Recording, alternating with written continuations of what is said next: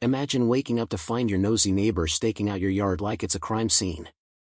Armed with a tape measure and a smug grin that screams, "I own this suburb." What started as a petty property dispute exploded into a neighborhood nightmare, exposing a web of lies that sent the HOA queen tumbling from her throne. The sun was just peeking over the manicured lawns of Willow Creek Estates. That picture-perfect slice of American suburbia where every house looked like it jumped out of a real estate brochure. But beneath the trimmed hedges and matching mailboxes lurked a suffocating web of rules, HOA bylaws thicker than a phone book, dictating everything from grass height to holiday lights. Alex Rivera, had moved here 5 years ago with my partner, Jordan, seeking that elusive dream of quiet domestic bliss. We weren't flashy folks. I worked remotely as a graphic designer. Jordan taught high school history. Our backyard fence, a simple wooden barrier we'd installed with all the proper permits, had stood unchallenged for 4 years, shielding our little vegetable garden and the occasional barbecue from prying eyes.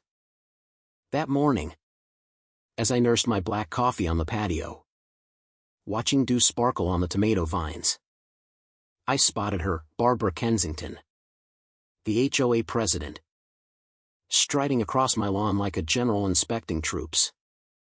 She was in her signature power outfit, khaki capris, a polo shirt emblazoned with the HOA logo, and a clipboard clutched like a shield. No knock.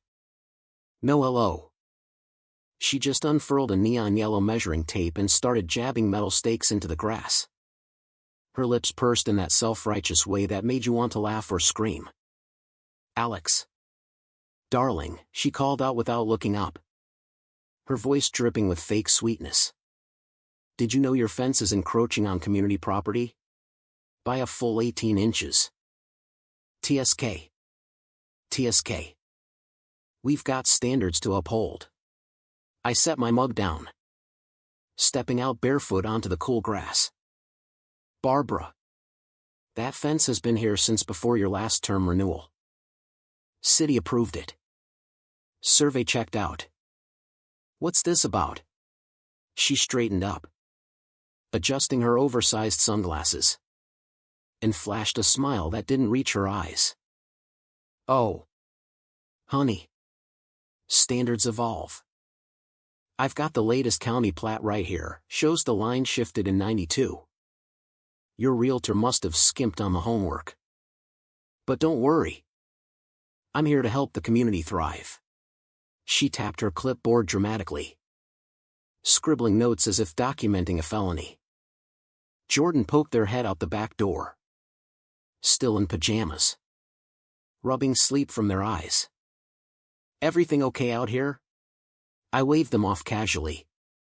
But inside, my gut twisted.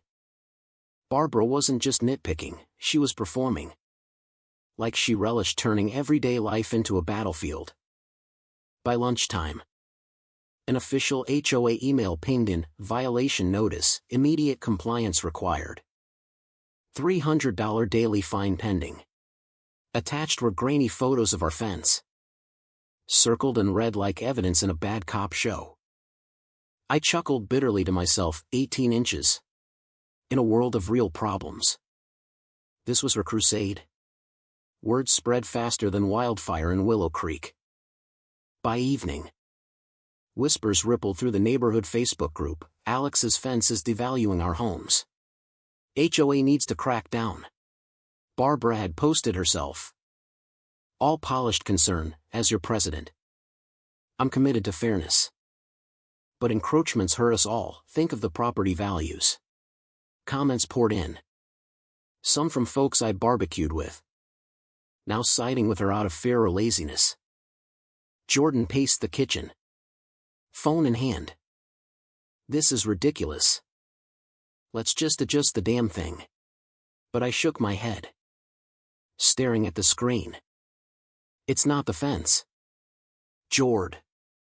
It's her.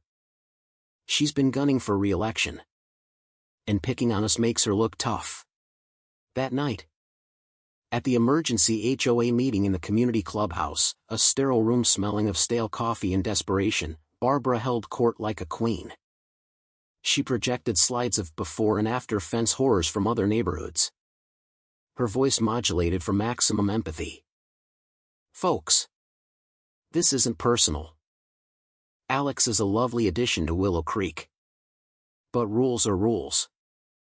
We've offered a grace period, 30 days to relocate or prove compliance.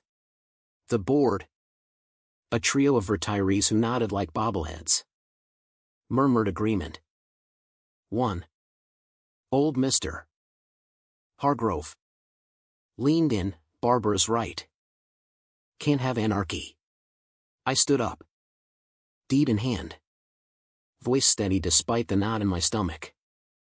This is based on what? A 92 revision I've never seen? She smiled serenely. County records. Dear. My nephew works in planning, he pulled them for me. Connections matter in maintaining order. Laughter bubbled in my throat. But I swallowed it. Connections? More like nepotism on steroids. As we left, Jordan squeezed my hand. She's enjoying this too much. Yeah. And that was the madding part, the way she cloaked bullying in community spirit. The next few weeks turned our quiet life into a pressure cooker. Barbara escalated subtly at first, like a pro wrestler building to the finisher. She showed up unannounced with a courtesy inspector, some guy in a county vest who looked as confused as I felt. Ma'am, he said to her, measuring twice. It seems within bounds based on the original survey. Barbara's eyes narrowed, but she recovered with a laugh. Oh. Terry. You're using the old data. Here's the updated one. She whipped out a laminated map. Seals gleaming under the sunlight. See? Shifted for drainage easements back in '92. Alex. You'll thank me when your yard doesn't flood. I bit my tongue as she snapped photos, muttering about documentation for the file. Jordan's stress levels spiked. They started having migraines, snapping at me over dinner. Why fight this? It's 18 inches. But I couldn't let it go. Late nights, I pored over public records online, cross-referencing deeds. That's when I called my cousin, Mia, a paralegal in the city. Alex, she said over the phone, her tone all business. Get an independent survey and dig into her past claims. HOA tyrants like her thrive on unchallenged bluffs. I hired Elena Vasquez, a no-nonsense surveyor whose family had mapped half the county. She arrived with gear that looked straight out of a sci-fi flick, lasers, drones, the works.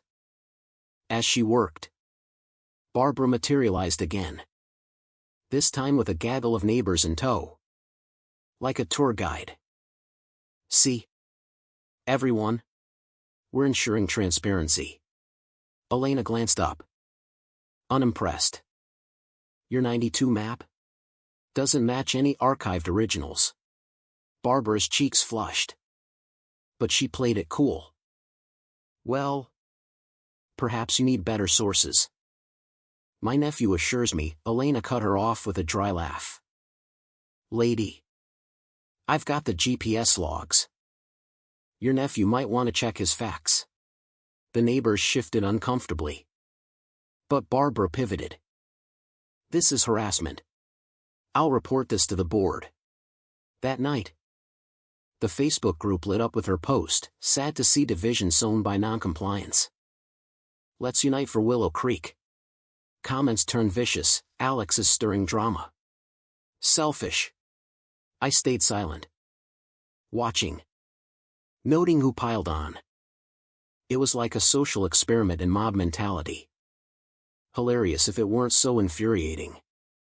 Tensions boiled over when Barbara upped the ante, filing a formal complaint with the state HOA regulator, claiming I was undermining board authority and even hinting at harassment for questioning her documents. Jordan came home one day. Face pale. People at work asked if we're those fence people. It's everywhere. I hugged them tight. Whispering. We're close. Mia found something. Turns out. Mia had FOIA'd county records and hit pay dirt. No 92 revision existed. But logs showed Barbara's nephew accessing files repeatedly. With anomalies and timestamps. Tampering? Jordan asked. Eyes wide. Looks like it. We confronted her at the next board meeting. A packed house now buzzing with gossip. Barbara opened with her usual flair, in the spirit of community. I've extended the grace period. But persistent denial harms us all. I stood. Projecting Elena's report on the wall. No denial here, just facts. Your map's a fake. County confirms no revision. Gasps echoed. Barbara's smile faltered. But she rallied. This is slander. My sources are impeccable. Then Mia stepped up. Uninvited but armed with printouts. Impeccable? Like how you've bullied the Petersons into ripping out their pergola last year. Or the Limps bird bath? All based on bogus claims. Neighbors murmured, a few nodded knowingly. Barbara's voice rose an octave. I act for the greater good. Without rules. We'd be chaos. But the room shifted. Mr. Hargrove. Her loyal nodder. Cleared his throat. Barbara. These logs. They show alterations. Her face twisted, first shock. Then rage. You ingrates. I've sacrificed for this neighborhood. It was peak comedy. Her facade cracking like cheap plaster. In the explosive finale. The state inspector arrived mid-meeting. Summoned by Mia's tip. A burly guy named Frank Delgado. He reviewed everything on the spot. Mrs. Kensington. These documents? Forged seals. And your nephew's prints are all over the access logs. Barbara stammered. This is a setup. I'm the victim here. But Frank wasn't buying. Pattern of abuse. Ma'am. We're revoking your position and investigating fraud. The room erupted, cheers from some. Stunned silence from others. Neighbors spilled stories, the forced mailbox repaint. The banned holiday inflatables. All under her iron fist. One woman. Mrs. Patel. Stood teary-eyed. You fined me $2,000 for unauthorized flowers. My grandmother's roses. Barbara's confidence shattered, she bolted for the door. Clipboard clattering to the floor. Days later. Charges hit, fraud. Forgery. Abuse of power. Her nephew turned state's evidence. Revealing she'd doctored maps to settle old grudges and secure her legacy. Fines piled up. Her own property got inspected, turns out her gazebo encroached by 2 feet. Poetic justice. Willow Creek elected a new board. One that actually listened. Jordan and I planted extra veggies along the fence. A quiet middle finger to the past. Life bloomed again. Freer. With neighbors waving instead of whispering. But here's the kicker, was Barbara the real villain? Or just a product of a system that lets petty tyrants rule with clipboards and fake smiles? Drop your thoughts, right or wrong. And why?